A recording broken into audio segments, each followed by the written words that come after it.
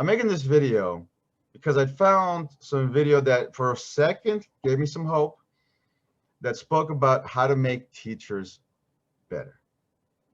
I'm gonna show you this shit right now because it's I'm so mad I could spit. Let's see here. I'm gonna share the screen. Okay, it's from greatschools.org, which I like. I like their data, but it failed. The video failed. And so I wrote to them, and I'm going to share with you what I said to them, because I think what I said was pretty good. And I said, look, the problem with teacher training, like teaching, is that it minimizes or neglects altogether the most important of all most important factors. That is the character and spirit of the teacher or the student. The teacher I was, and the teachers my daughters admire, are passionate about what they do, have compassion for those they teach, and are relentless in their pursuit of excellence.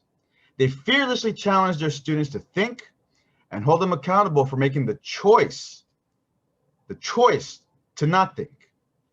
Even in the most challenging of moments with their students, when the day can't end soon enough and they go to bed feeling like failures, their spirit wakes them up in the middle of the night.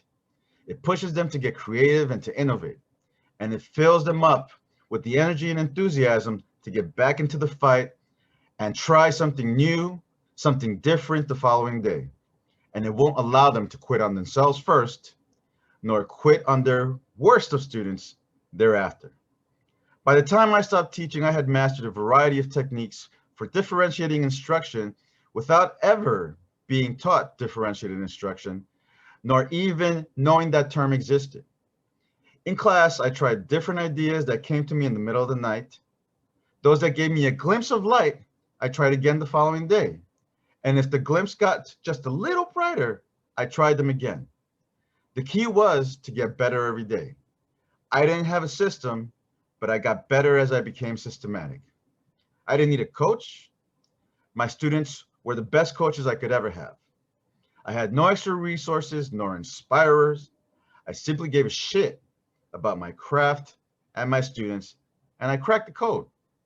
I gave my students the best of what I had every day that I could, and was discomforted on the days I knew I had not. I had a sense of urgency for my students because the cold and harsh future awaited them, and I reminded them of it every day. I love them, and they love me.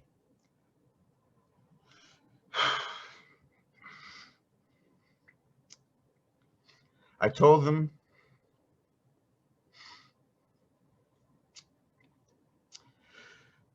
that I was all they needed to succeed in my class. I told them I had their backs. They believed me, and together we made magic. We made magic happen in my dilapidated classroom at Crozier Middle School in Inglewood, California. And those were the fondest days of my life. Today's teacher training is hyper-technical, unemotional, dispassionate, bureaucratic, and could care less about the spirit of a human, let alone a teacher. Presenters feign empathy and fail to say something relatable. The only reason they pretend to commiserate is out of fear of the sarcasm and cynicism they themselves harbored when they had to sit in teacher trainings that not only sucked, but also sucked the life out of them. Why?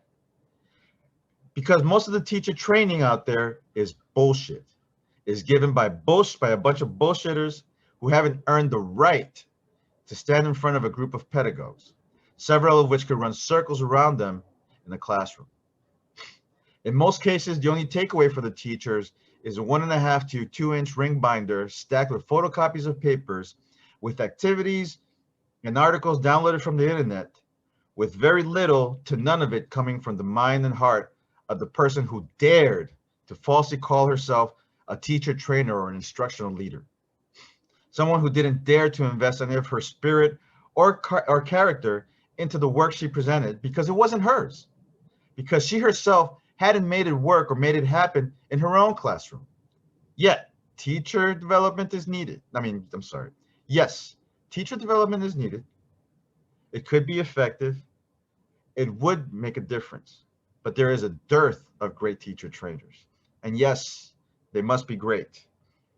Great teacher trainers must be great teachers first. And great teachers will never leave the classroom. So we must go to them. We must watch them in their element for hours, days, and weeks. We must watch them as they plant their seeds, water them every day, and feed them with hope, persistence, and perseverance, accountability for thinking, and the love for their students, whomever is sitting in the classroom. More importantly, a love for the material they teach, and most important of all, a love for teaching and how to think and teaching how to learn. I'm out.